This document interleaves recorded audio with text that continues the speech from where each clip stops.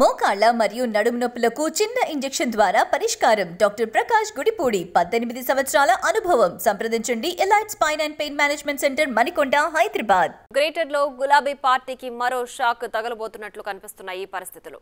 CM Revanth రెడ్డిని GHMC deputy mayor Srilatha Shobhan Reddy దంపతులు కలిశారు. గత కొంతకాలంగా బీఆర్ఎస్ అధిష్టానంపై శోభన్ రెడ్డి అసంతృప్తిగా ఉన్నారు. దీంతో ఈ భేటీకి ప్రాధాన్యత ఏర్పడింది.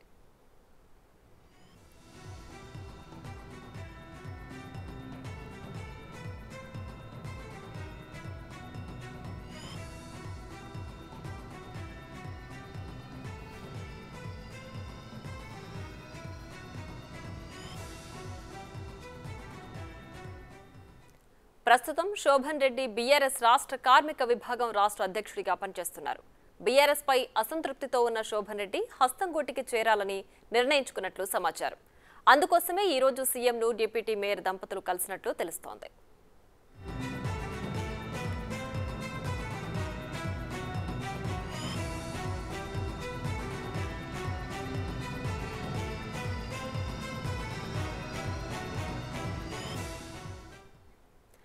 ఇదే అంశానికి సంబంధించి మరింత సమాచారం మా deputy bureau chief Sadiq phone లైన్లో అందించడానికి సిద్ధంగా ఉన్నారు.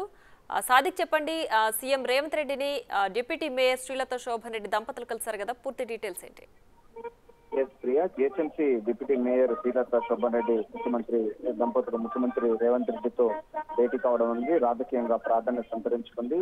ప్రధానంగా బీఆర్ఎస్ పార్టీ చెందినటువంటి నగరంలో ఉన్నటువంటి చాలా మంది నాయకులు, అగ్రనాయకులందరూ కూడా ముఖ్యమంత్రి రేవంత్ రెడ్డితో మాట్లాడడం, వారితో భేటీ కావడం అన్నది జరుగుతా ఉంది. వారు పూర్తి స్థాయిలో కూడా కాంగ్రెస్ పార్టీ చేయడానికి సిద్ధంగా ఉన్నారు. మాజీ మేయర్ బొద్దు రామ్మోహన్ కలిశారు. ఇప్పటికే ఆయన కూడా జైలు ఖరారు అయిపోయింది. దీంతో పాటుగా మాజీ డిప్యూటీ మేయర్ గా ఉన్నటువంటి ప్రత్యర్థిని కూడా కలిశారు. ఆయన కూడా ఆల్రెడీ కాంగ్రెస్ పార్టీలో చేరడం జరిగింది.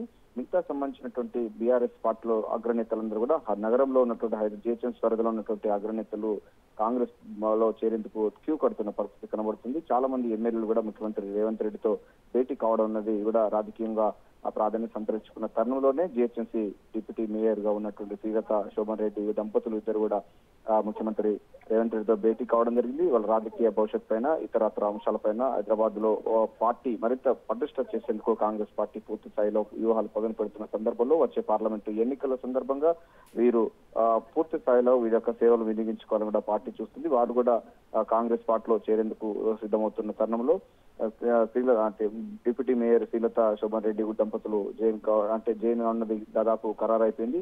ఈ వారంలో మొత్తం ఒక 10,000 మందితో ఎల్బీ స్టేడియంలో భారీ బహిరంగ సభ ద్వారా ఈ యొక్క చాలా కేడర్, బీఆర్ఎస్ సంబంధించిన కేడర్ అందరూ కూడా కాంగ్రెస్ పార్టీలో చేరేందుకు సిద్ధమవుతున్నట్టుగా మనకు సమాచారం అందుతోంది.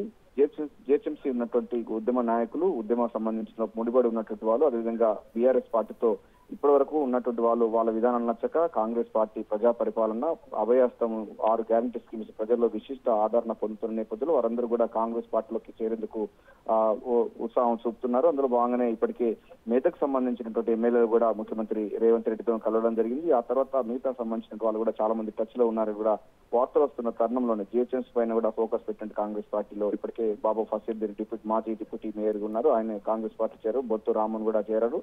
నేడు రేపు మాజీ మేయర్ గా ఉన్నటువంటి బండా కార్తిక రెడ్డి కూడా కాంగ్రెస్ పార్టీలో చేరుతారన్నటువంటి అంశాలు కూడా వార్తల్లోకి వస్తున్న నేపథ్యంలో ప్రస్తుతం ఉన్నటువంటి జిహెచ్ఎంసీ బీఆర్ఎస్ పార్టీ సంబంధించినటువంటి డిప్యూటీ మేయర్ శ్రీలత శోభన్ రెడ్డి దంపతులు ముఖ్యమంత్రి రేవంత్ రెడ్డితో భేటీ కావడం అన్నది రాజకీయంగా ప్రాధాన్యత సంతరించుకుంది. గ్రేటర్ లో మొత్తం కాంగ్రెస్ స్వీప్ చేసే లక్ష్యంగా కాంగ్రెస్ పార్టీ పూర్తి స్థాయిలో కూడా ఫోకస్ పెట్టినట్టుగా అర్థమవుతుంది. Right Sadiq, thanks for the updates.